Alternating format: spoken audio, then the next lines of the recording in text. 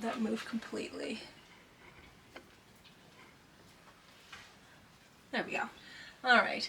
Hello, fellow puzzlers. Let's get into a 500-piece, larger piece puzzle from Cobble Hill of a lovely beach scene with 2 chairs, some beautiful birds of paradise flowers there. Gosh, I wish I could grow those.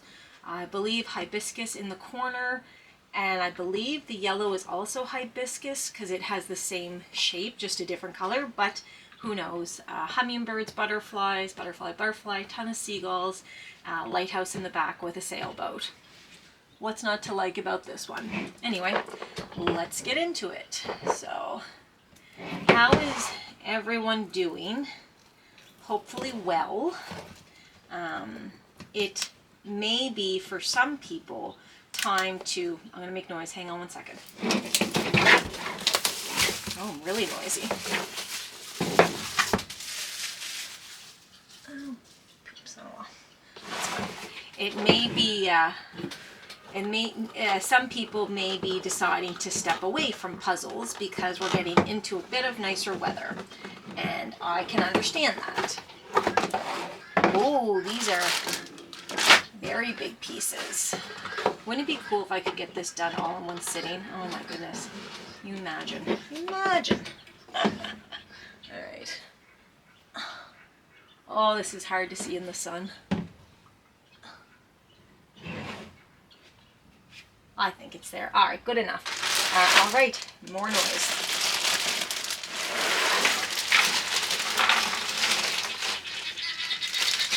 And of course, my guinea hens are in the background. Alright, plastic everywhere, goodness gracious. Okay, so look at the size of that one. Holy moly. Alright, so I'm just going to do what I usually do and separate the edge pieces from the remainder. You know what's neat? Even though this puzzle is a different size per, you know, typically I do 1,000-piece puzzles. Like, it's fine. I can do any number. I don't care. I just know what is typically on my shelves is the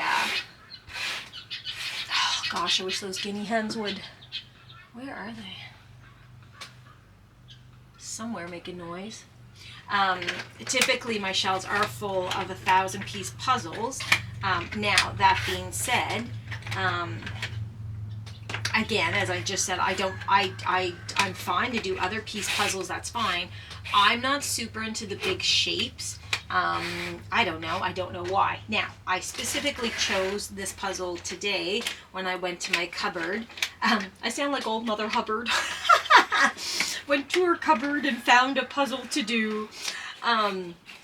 But yeah, basically, I just wanted to choose bigger pieces so that I could, one, complete a puzzle, because it's been a little while since I've actually completed a puzzle. And for those of you out there, my actual puzzlers, you know, there is something in that, you know, setting it all up and getting it completed. I think it's a nice way to kind of build your confidence, you know, accomplish something. Yes, it may be trivial to some. Hang on. It may be trivial to some, but who cares? Like, do you feel good about completing a puzzle? Then good for you. Yeah, as I said on my last video, unfortunately my Easter style puzzle with the chicks and whatnot, the spring scene, almost sounded like Springsteen. The spring scene that was on the puzzles, the one I just tried to do, unfortunately it pretty much not melted together, but actually, like, I believe the heat in the greenhouse made the glue, this is going to sound like an oxymoron, like it melted apart. And I know that's not the right word. I just don't know how to say it. Anyway, the top layer, like the picture layer, actually separated from the puzzle piece. And it happened to quite a number of pieces. So, yeah, I absolutely could have... you know, just grinned and bared it and just did the puzzle. Absolutely. But I don't know. Did I have to? Nope. So, yes, I do think that sometimes there are things in your life you just have to do. You don't want to do them. What's a really good example? Gosh, I don't know. Okay, here's something. I don't really know a lot of people that like to do this. Shoveling snow. And I believe I have talked about, I gotta move my chair, hang on. Ugh. I don't know if I'm in the shot. There we go. I don't know a lot of people that like to shovel snow. And yet, it is something that really, if you put it off, it's just going to get worse and worse and worse. Do you know what I mean? So, now, as I was trying to initially say, and of course it evolved into a story, a lengthy story, shocking, I know, I actually have someone that I think I'm going to gift this puzzle to, just because I think it's a really pretty puzzle, and perhaps I even made another mistake and bought a puzzle just based off the picture and not based off the size of the piece that I usually like. Because again, I don't personally redo puzzles. For people that do, if you're watching, may I ask you, why, not a like, you know, not a bad question why, but I'm just curious, why, how is it that you can redo a puzzle? Like, I understand that you crumple all the pieces back up and you put it back in the box, and, you know, you're never going to put it together the same way as you did. There's no way. Like, and I'm not looking to be proven wrong. It's more so a rhetorical question. But there's just no way. Like, your brain is different than it was yesterday, and your brain's going to be different than it was the day before that. And do you know what I mean? Because to me, puzzles are a very intellectual game. I don't know why I put the bunnies ears on that one. So yeah, it's very interesting to me when people say, oh, I redo puzzles all the time. I'm like, really? So the nice thing about me not redoing puzzles is that sometimes when I have people that, you know, they're not sure, blah, blah, blah, well, I'll just give them a puzzle that I think they may like based on, you know, their interests and what I know about them and maybe the size and, you know, blah, blah, blah. So I do think it's cool when, you know, you may not enjoy your puzzle for whatever reason. I'm not saying that I'm not going to enjoy this, but I know I'm going to do it once and I'll never do it again. So isn't it nice that I can instantly think of one or two people that I want to gift this puzzle to? So I think that's nice. Anyway, regardless, it was kind of just a random thought. There was no actual profoundness on that one. Can't be gold every time, eh? Anyway, and if those gosh darn birds would just shush for a little bit, that would be lovely. Oh, they're in the garden, so you guys can't see, but obviously I'm in a greenhouse, so there is a garden somewhere close in my proximity. I have to make sure I leave enough room. I didn't on the last one. Okay, gotta move again. Probably moving myself out of the shot, but whatever, you can hear me, you don't have to see me. Goodness gracious, what was I about to say? Oh, do you want to know what I did this morning? And I've never played this in the morning. It's always usually at night. Where am I at? I can't even see. Am I there? Yeah, okay. Sorry, it's literally just shadows because the sunlight is so bright. Not that I'm complaining, Mr. or Mrs. Sun. I love the sun. I play pickleball. And oh my goodness, isn't that just, whoa, that's fun, eh? And to be honest, I bought a racket. And those are not cheap either. Whoa, whoa, whoa. I'm not trying to be insulting to any pickleballer that's really into the sport, but I didn't realize the variations of cost associated with pickleball. I didn't realize the intensity of pickleball. I do play badminton. I have posted some short videos of myself playing badminton, and the only reason that I posted those videos was just to demonstrate my love of mental health, because I was playing badminton with my right arm, my right hand, if you will, because I am dominant right. Now, I apologize if this is redundant.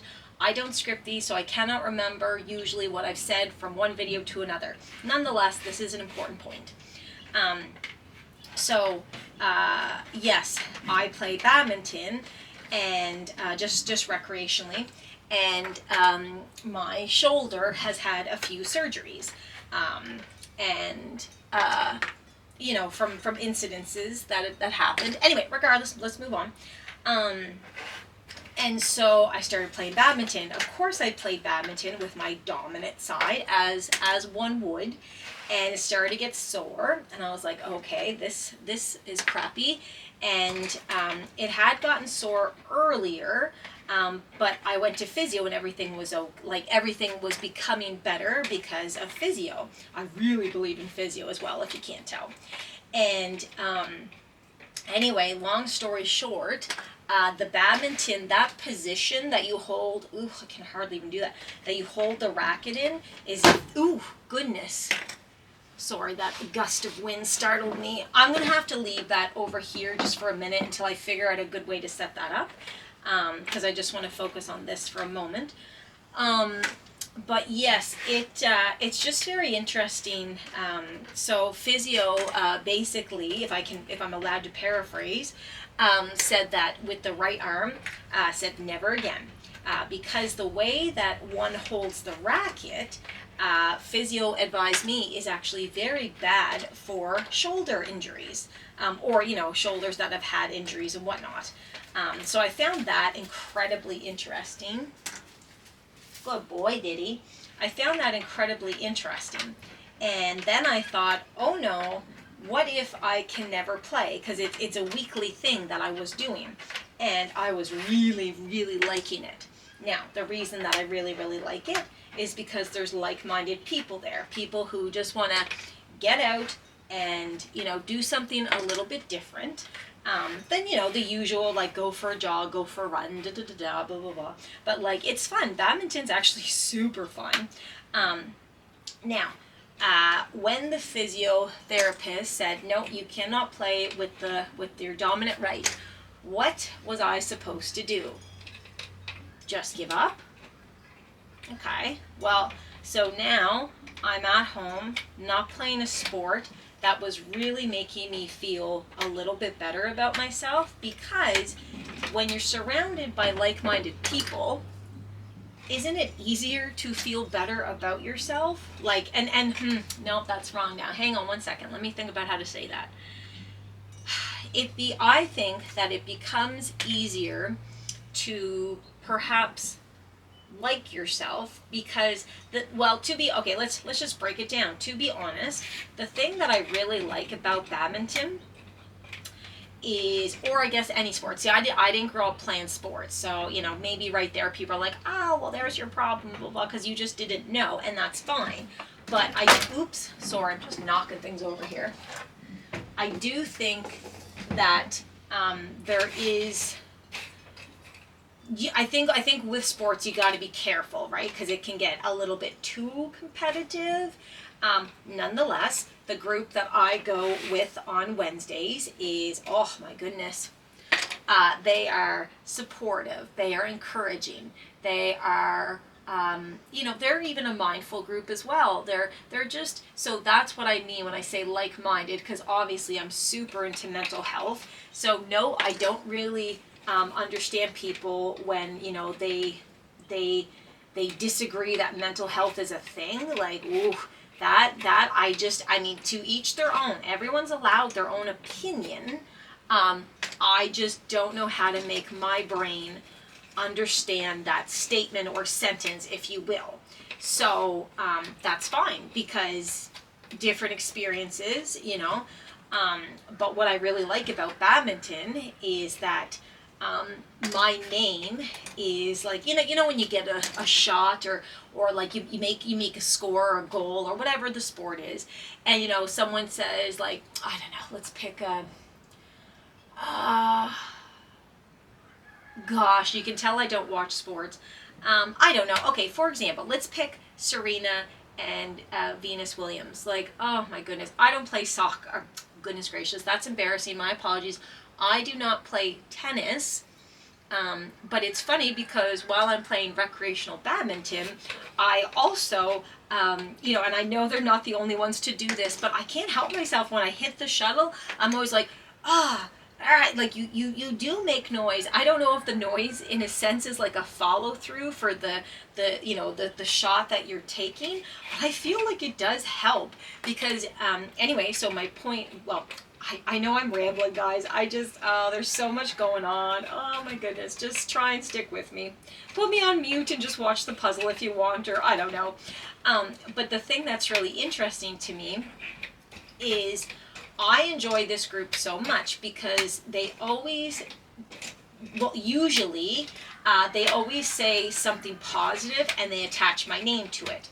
And what I mean by that, so my full name is Trezia, which I understand is very hard for a lot of people to say. It's not a regular, you know, name in this part of the world. Nonetheless, what's really nice is that at badminton, my name is attached to positive sentences. So it's like, oh, go Trez, yeah, Trez, woo, Trez.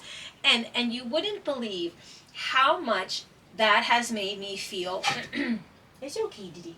That has made me feel, that has helped in terms of making me feel better about myself.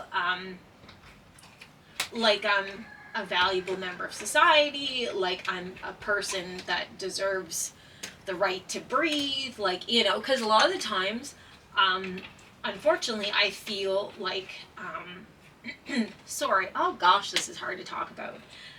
Sometimes I feel like I don't have a right to live like my own life, and there's no way I'm alone in that one.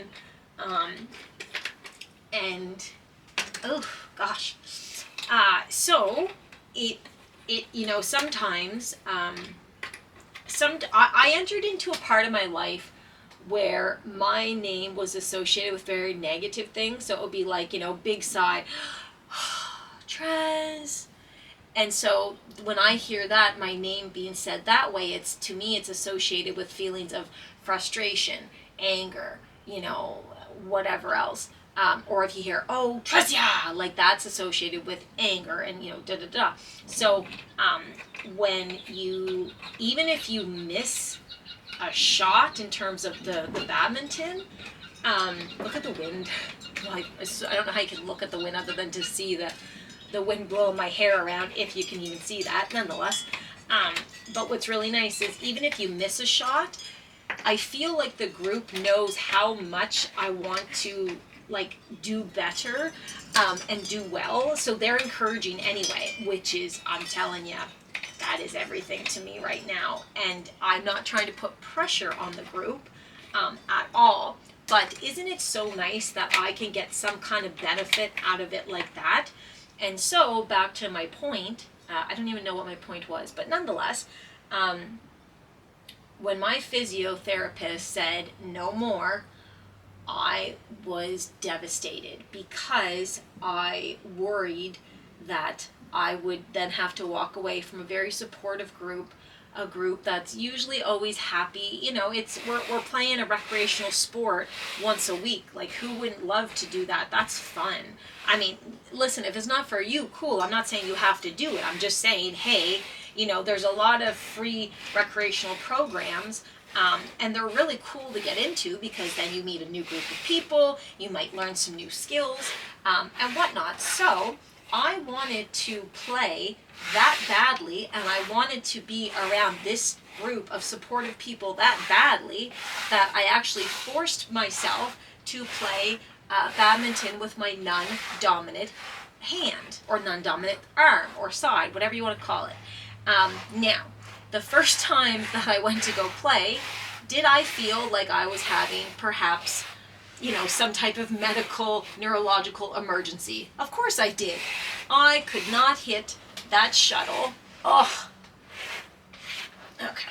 I could not hit that shuttle worth anything because, again, let me move over. Hang on one second. Oh, I do need a drink of water, I'll tell you that. All right, come here. Oh, so noisy. kind of wish these windows were at different parts, so obviously I'm going to have to readjust the table at some point. Hang on, let me just grab a quick water. Ooh, it's roasting in here, but I love it, so it's all good. Okay, let me figure out if I can do it with 2 water bottles. That sound that was, hang on. Okay, let's try this one maybe. Oh.